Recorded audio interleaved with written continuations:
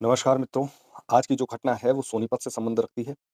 यहाँ पे एक लेडी है, जिसकी शादी 2019 में नवीन के साथ हुई थी। नवीन भावड़ गाँव का रहने वाला था और ये लेडी सिवाह गाँव की रहने वाली थी। इसकी एक साइकोलॉजिकल प्रॉब्लम थी कि ये खूबसूरत बच्चों को जान से मार देती थी।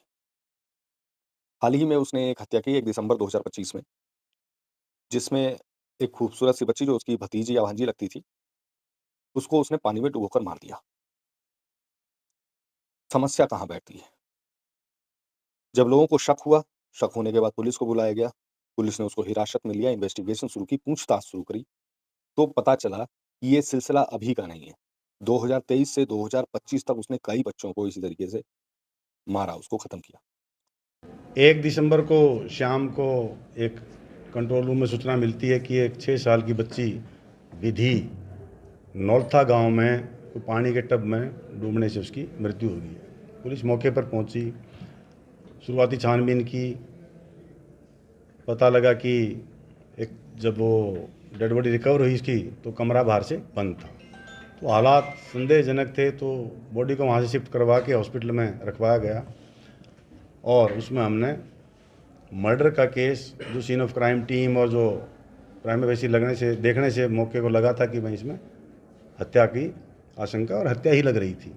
तो उसमें 6 साल की बच्ची विधि की जो हत्या थी उसमें हमने एफआईआर दर्ज करके 2 तारीख को हमारी क्राइम टीम और डीएसपी जो हमारे सीएडब्ल्यू नवीन उनकी एक टीम बना के इसके अनुसंधान में हमने लगाया था।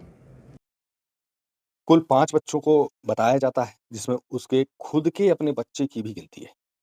समझ लीजिए आप कितनी खतरनाक साइको किलर थी ये, कि खुद के बच्चों को भी इसने खत्म किया, साथ ही साथ इसकी जो भतीजी थी, एक भतीजी भी, एक भांजी भी उसमें सम्मिलित है और मर्डर करने के बाद ये जश्न मनाया करती थी।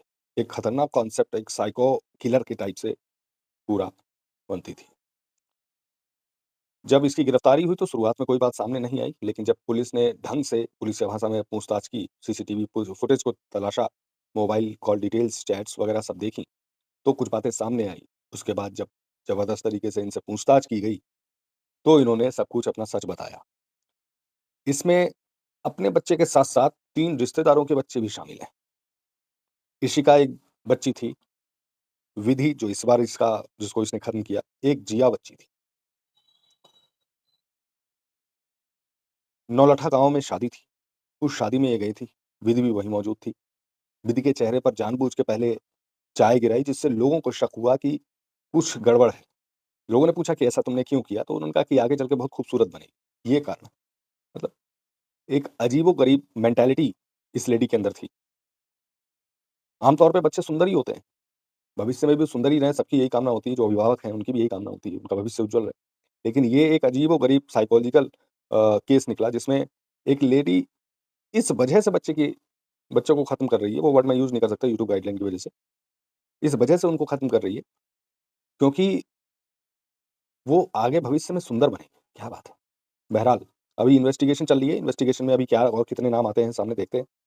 जो इन्वेस्टिगेशन के दौरान पता चला तो पहली जो इन्होंने वारदात की, वो 13 जनवरी को की इशिका की। उसके बाद 18 अगस्त को जिया की और 1 दिसंबर को विधि की इन्होंने वारदात करी। देखते हैं बहरहाल भविष्य में क्या इनके साथ और भी चीज़ें खुल के आती हैं। हालाँकि गिरफ्तार कर लिया गया है, कबूल-ए-जुर्म भी हो गया है। अब आगे कानूनी कार्रवाइयाँ होने वाली हैं, नज़र रखते हैं।